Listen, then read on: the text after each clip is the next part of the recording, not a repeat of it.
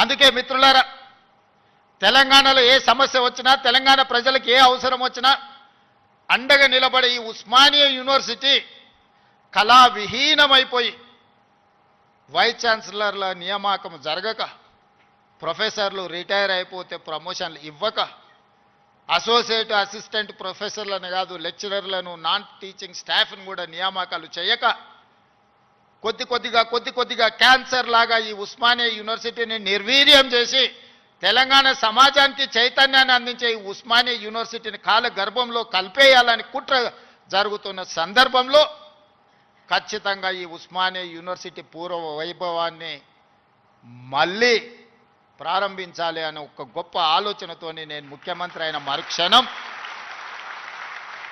ఉస్మానియా కాకతీయ యూనివర్సిటీలతో పాటు Ambedkar open university నుంచి మొదలు పెడితే యూనివర్సిటీలను అన్నిటిని కూడా చదువుకే కాదు సామాజిక చైతన్యానికి వేదికలు కావాలి.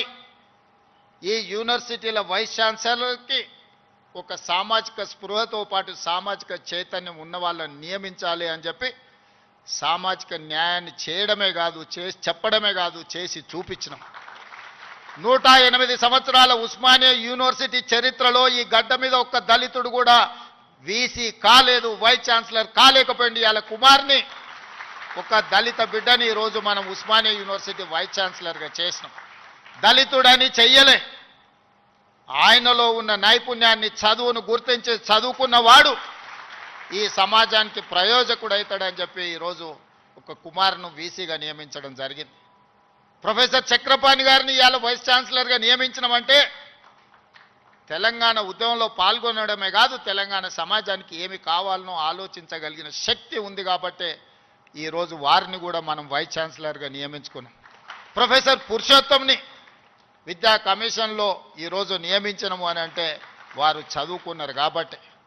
ఇలా విద్యా కమిషన్ను మొట్టమొదటిసారి తెలంగాణ రాష్ట్రంలో ఏర్పాటు చేసుకుంటే అక్నూర్ మురళి ఐఏఎస్ ఆఫీసర్ని దానికి నియమించడమంటే, ఒక చారగొండ వెంకటేష్ని ఈ యూనివర్సిటీ విద్యార్థిని అందులో సభ్యుడిగా వేసినామంటే ఈరోజు వాళ్ళు చదువుకున్నారు, చైతన్యం ఉన్నది కాబట్టే ఈ సమాజానికి ప్రయోజనం చేకూరాలి అని ఈరోజు బాలలక్ష్మికి కూడా అవకాశం ఇచ్చినామంటే ఈ ఉస్మానియా యూనివర్సిటీ విద్యార్థిని.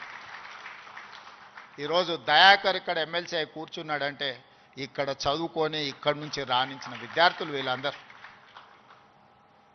లేటెస్ట్ న్యూస్ తెలుగు మరియు ఇంగ్లీష్ అప్డేట్స్ కోసం ఇప్పుడే క్యూన్యూస్ అఫీషియల్ యాప్ ని ప్లే స్టోర్ నుండి డౌన్లోడ్ చేసుకోండి. సరికొత్త సమాచారాల కోసం క్యూన్యూస్ వెబ్సైట్ ని ఫాలో అవ్వండి. ఛానల్లో ప్రాంతీయ, జాతీయ, అంతర్జాతీయ వార్తలు వీక్షించండి. లైక్ చేయండి.